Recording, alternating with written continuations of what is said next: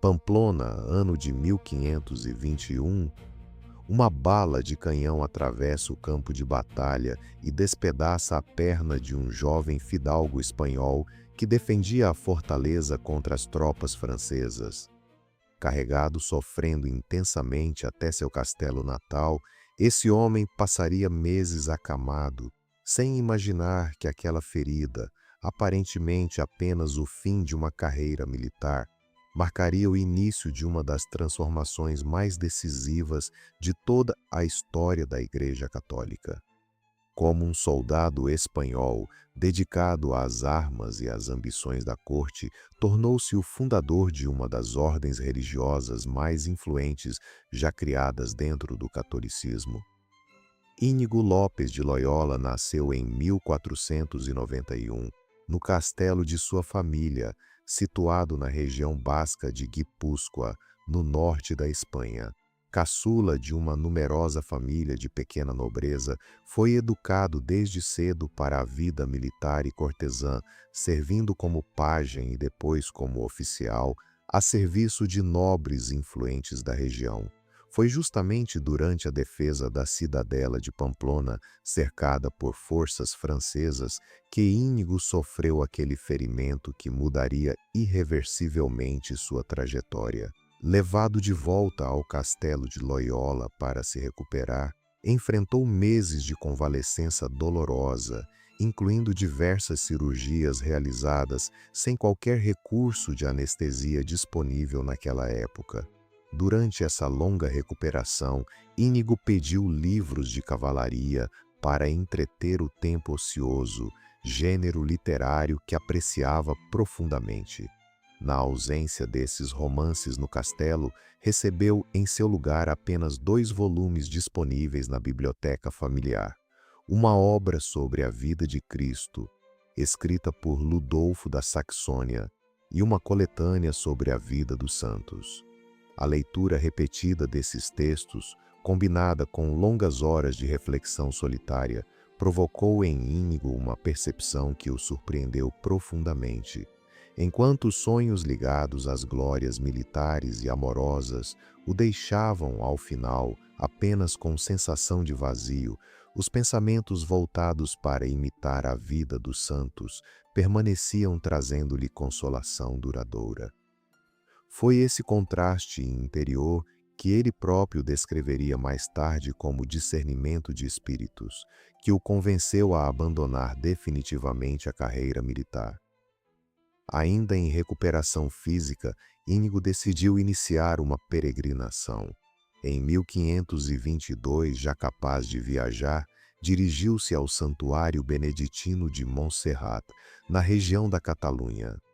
Ali, diante da venerada imagem de Nossa Senhora conhecida como a Moreneta, Íñigo depositou solenemente sua espada e seu punhal sobre o altar, num gesto simbólico de renúncia definitiva à vida militar que até então conduzira. De Montserrat, dirigiu-se à pequena cidade vizinha de Manresa, onde permaneceria por quase um ano inteiro, vivendo em extrema pobreza e passando longas horas em oração e penitência dentro de uma caverna próxima ao rio Cardener. Foi em Manresa que Íñigo experimentou intensas experiências místicas, além de crises espirituais severas, que o levaram a refletir sistematicamente sobre o processo de discernimento espiritual. Dessas reflexões nasceria o núcleo daquilo que se tornaria sua obra mais influente, os exercícios espirituais, um método estruturado de oração e discernimento que a Igreja utiliza até os dias atuais. Buscando aprofundar sua vocação, Íñigo partiu em peregrinação à Terra Santa em 1523, desejando permanecer definitivamente em Jerusalém. As autoridades franciscanas responsáveis pela custódia dos lugares sagrados, porém, temendo pelos riscos que sua permanência poderia representar diante das tensões políticas da região, obrigaram-no a retornar à Europa. De volta à Espanha, já maduro para retomar os estudos que abandonara na juventude, Íñigo submeteu-se a aulas de latim em Barcelona, sendo já um homem adulto entre estudantes muito mais jovens. Seguiu depois para as universidades de Alcalá de Henares e Salamanca, onde sua atividade de pregação informal, realizada ainda como leigo, despertou a desconfiança das autoridades inquisitoriais, levando-o a ser investigado e brevemente detido em mais de uma ocasião, embora nunca tenha sido condenado por qualquer desvio doutrinário. Convencido de que precisava de uma formação acadêmica mais sólida, Íñigo partiu para Paris em 1528, ingressando na universidade mais prestigiada da Europa daquele período. Foi em Paris que conheceu os companheiros que se tornariam decisivos para o restante de sua missão. Dividindo aposentos no Colégio de Santa Bárbara, Íñigo aproximou-se de um jovem estudante savoiano chamado Pedro Fabro, de temperamento sensível e profunda vida interior, que se tornaria seu primeiro companheiro fiel e séculos depois seria reconhecido pela Igreja como santo. Ali também conheceu um jovem navarro de família nobre chamado Francisco Xavier, inicialmente resistente às propostas espirituais de Íñigo, mas que viria a se tornar, com o tempo, um dos maiores missionários da história cristã, reconhecido posteriormente como Santo Francisco Xavier. Ao redor desse pequeno núcleo formado em Paris, juntaram-se ainda outros companheiros, entre eles Diego Laínez, Afonso Salmeron, Nicolau Bobadilla e Simão Rodrigues. Em 15 de agosto de 1534, no alto da colina de Montmartre, esse grupo reunido fez votos de pobreza e castidade, comprometendo-se a peregrinar, juntos até Jerusalém ou, caso essa viagem se tornasse impossível, a colocar-se inteiramente à disposição do Papa para qualquer missão que a Igreja lhes confiasse. As guerras entre a República de Veneza e o Império Otomano impediram, de fato, a viagem à Terra Santa. O grupo dirigiu-se então a Veneza, onde Íñigo foi finalmente ordenado sacerdote em 1537, já adotando a forma latinizada de seu nome, Inácio. Foi em Roma, para onde o grupo se dirigiu em seguida, que a missão de Inácio ganharia sua forma definitiva. Após negociações cuidadosas junto à Cúria Romana, o Papa Paulo III aprovou oficialmente, em 1540, a criação de uma nova ordem religiosa, a Companhia de Jesus. Inácio foi eleito no ano seguinte seu primeiro superior-geral, cargo que exerceria até o fim da vida.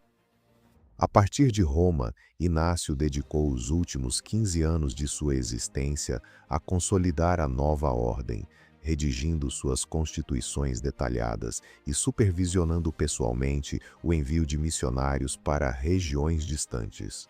Foi assim que Francisco Xavier, seu antigo companheiro parisiense, partiu rumo à Índia e posteriormente ao Japão, tornando-se um dos maiores evangelizadores já registrados pela história cristã. A Companhia de Jesus, sob orientação de Inácio, tornou-se rapidamente um dos principais instrumentos da Igreja Católica na resposta às transformações religiosas que atravessavam a Europa daquele século. Através da fundação de colégios e universidades espalhados por diversos países, os jesuítas contribuíram decisivamente para a formação intelectual e espiritual de gerações inteiras, ao mesmo tempo em que se lançavam a missões evangelizadoras em territórios tão distantes quanto a Ásia e as Américas. Inácio faleceu em Roma em 31 de julho de 1556, deixando uma ordem já consolidada e presente em diversos continentes. Foi canonizado em 1622 pelo Papa Gregório XV, na mesma cerimônia que também canonizou seu antigo companheiro Francisco Xavier. Da fortaleza de Pamplona à caverna de Manresa, das salas de aula parisienses ao Palácio Pontifício Romano. A trajetória de Inácio de Loyola permanece como testemunho de que uma vida inteiramente redirecionada pode gerar frutos que atravessam séculos. Os exercícios espirituais que escreveu continuam orientando retiros espirituais ao redor do mundo, e a ordem que fundou permanece até hoje entre as mais influentes dentro da Igreja Católica, moldando escolas, universidades e missões em praticamente todos os continentes.